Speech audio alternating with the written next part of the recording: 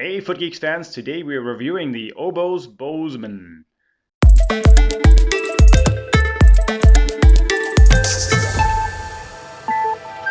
The Bozeman is available in both a women's style and a men's style. As you can see, there's a couple differences here in terms of how they've styled the shoes. The women's one doesn't have quite as rugged a look. It's probably more dress casual, I would say.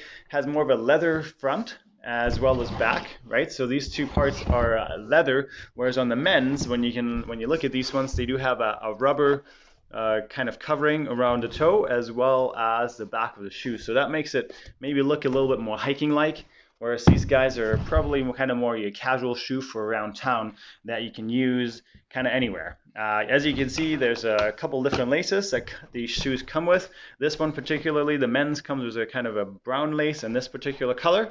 And then there's also the navy lace or the darker lace for the women's version, which you can switch out to change the look of the shoe.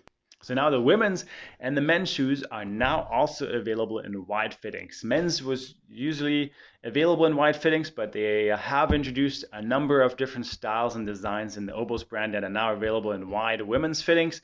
So if you have a wider forefoot and you require a little bit more space for your toes, that's a great option to have in this particular product.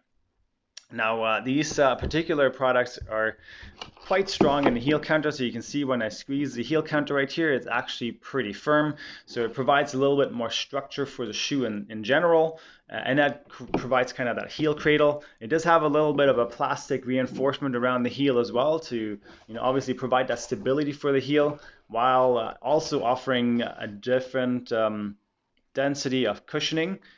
Both in the midsole and then also at the heel, where there's a little bit extra padding through the heel itself. That's a slightly different durometer to provide some extra cushioning when you're stepping down on that heel.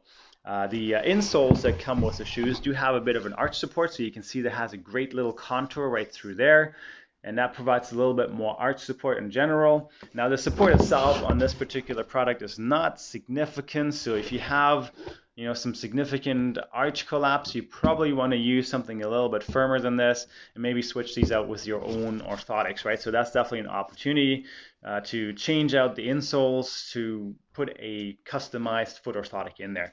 They do have a little bit of a pad on the forefoot and the heel, which provides some extra cushioning, and the insoles here are made out of algae foam. The interesting thing about the uppers on the Oboz Bozeman is that these guys have waterproofed the leather, so there's a tanning process that basically provides some additional protection against wet days, and that's designed obviously into the shoe itself. The shoe doesn't have, in this case, the Be Dry lining, which provides usually that waterproofing in an Oboz shoe. So instead, you do have the tongue separate, obviously, from the side of the shoe, which is usually in the Gore-Tex or Be Dry lining. Obviously would provide additional protection there from water entering through the tongue area, right? So that's something to consider. But what's cool about that is that it makes the shoe a little bit more versatile for all year wear. So if you want to use it in the wintertime, you want to use it in the summertime, you can do so, and it's not going to feel super hot, because a lot of the waterproof membranes have a tendency to get a little bit warmer when the temperatures are rising. One thing to consider as well with regards to the sole itself, very rugged profile, great for trails that have kind of a gravelly mix to them. I wouldn't necessarily use it on like a significant backcountry hike. It doesn't have quite as much support as maybe a hiking boot that has some additional shanking in the middle. Although the sole is flat, it does provide good contact for the foot as you're walking on a flat surface.